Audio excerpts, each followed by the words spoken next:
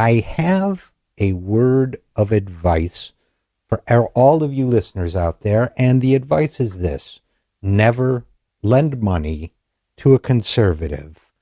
Why do I say that? Well, let's just say it's one conclusion you could draw from recent attacks on Social Security by columnists for the Bloomberg View.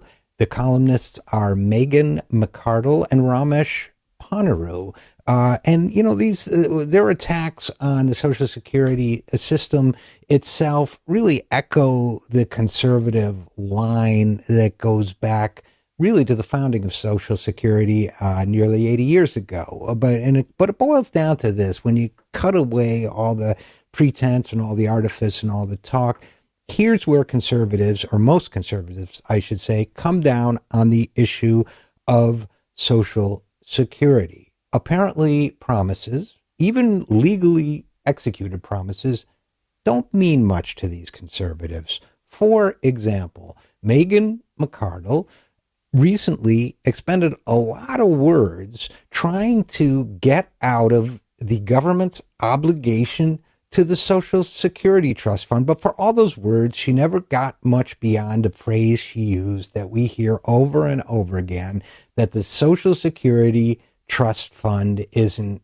real. You know, it's a funny thing to watch right-wingers who are supposed to be so hostile to big government arguing that the federal government should break its commitments in a kind of totalitarian way and stiff middle-class retirees just because it can. But that is the essence of the conservative argument against Social Security. Let me tell you what I mean. The trust fund isn't real. You hear them saying that over and over again, even though Social Security's trust funds have more than $2.8 trillion in surplus. Of course it's real. It was a creature of law and of public trust. Social Security is required by law to keep its funds separate from the general budget because all of its funds must come from the payroll tax. It's not allowed to contribute to the deficit. Now, the federal government has borrowed a lot of money from Social Security's trust funds, which is to say it's borrowed from you and I or anybody that's ever paid a penny of payroll tax. And it did so with legally binding instruments like bonds and certificates of indebtedness.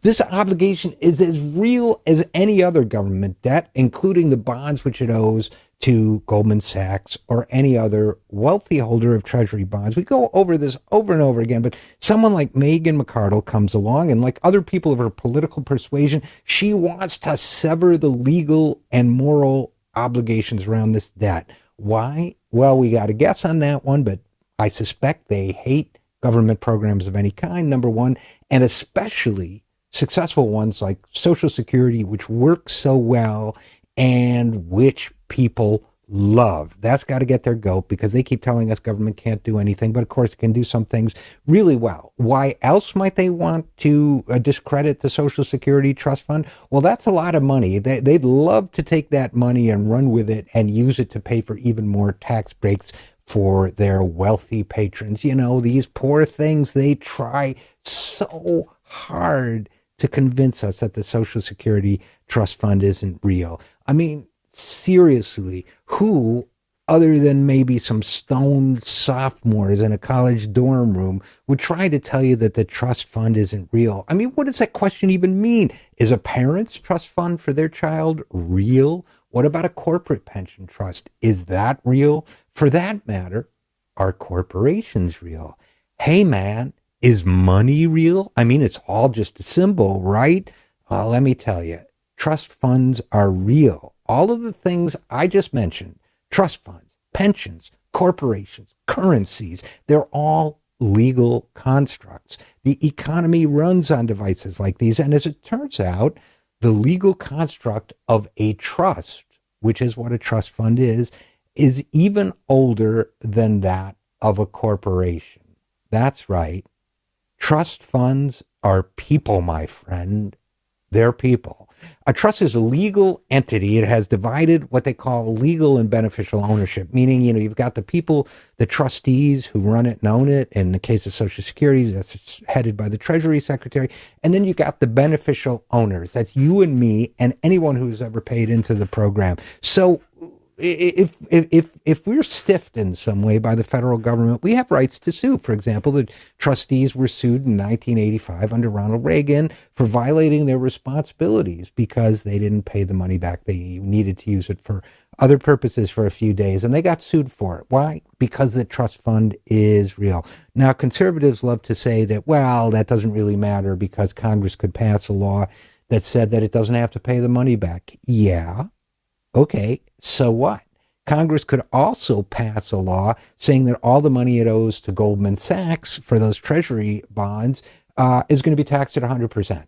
Okay, then it doesn't have to pay the money back, or as soon as it pays the money back, it keeps it. So what's the difference? Just the fact that the federal government can pass a law doesn't mean that it's right to pass a law, and it doesn't mean that the obligation in the meantime isn't real. That's what's the problem with this whole right-wing argument. That's what makes it so nutty, is that these are the guys who say that the federal government is too powerful and dictatorial, but then when it comes to Social Security, they want it to be dictatorial. They want it to override these legal instruments, these legal bonds that were given to the Social Security Trust Fund. They want it to behave like a dictator and keep the people's money for other purposes. That blows me away. I just can't believe they would do that. A conservative has asked me once on the radio, aren't those Social Security Trust Funds just IOUs?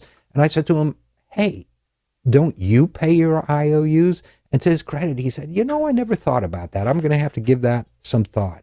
Let's be a nation that pays its IOUs to America's seniors. I'm Richard RJ Eskow, and this is The Zero Hour.